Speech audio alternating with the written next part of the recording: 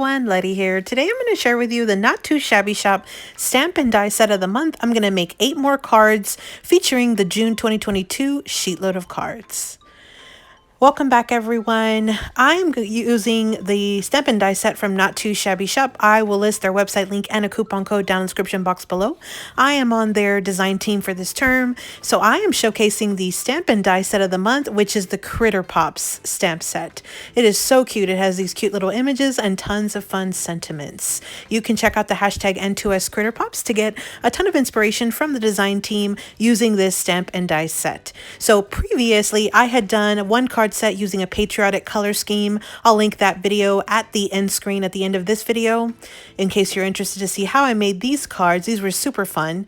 And then I also made a set with bolder colors and also the Not Too Shabby sketch of the month. I'll also link that video at the end of this one as well. And one of the things that I did come back and do was I added glossy accents to all of the little the faux paint splatters that were on this card.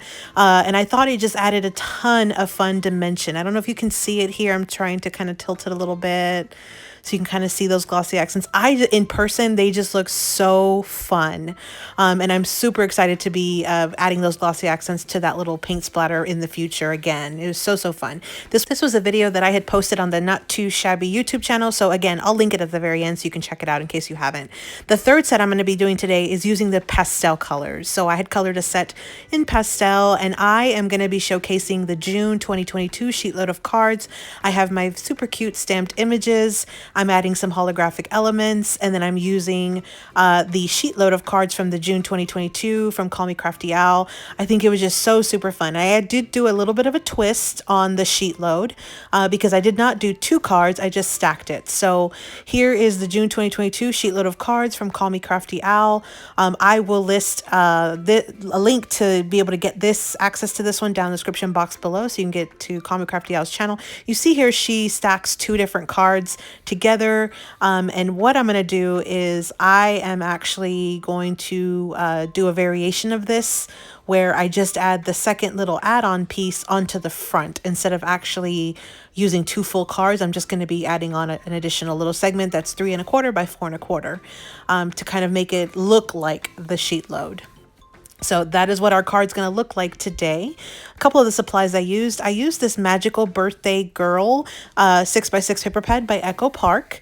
I did use several of the sheets. I still have a ton left over though. It's a super cute, almost like Disney inspired paper pad.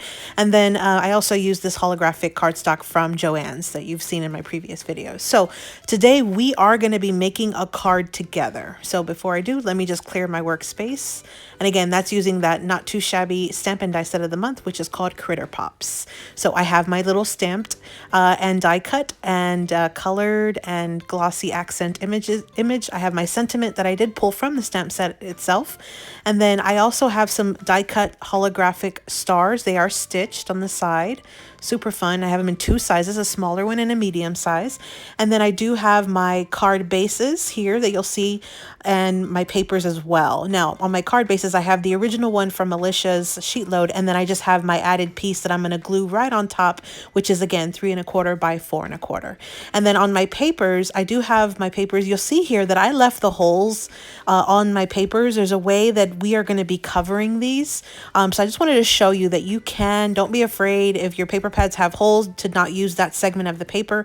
I am absolutely going to be using them today, and I'm going to show you how we are going to be covering that up. So you see here, when we glue that first panel down, we're actually going to cover up the bottom hole with the top little add-on piece. Let me go ahead and add some adhesive, and so you can easily hide those branding strips or the hang tag holes that come on these little 6x6 paper pads, and nobody would even know that hole was there because you're going to completely cover it. So what we're going to do is we're going to cover it with this little segment on top, and then that additional hole there we're going to cover with the stamped image. So you see here, we're going to end up covering both holes.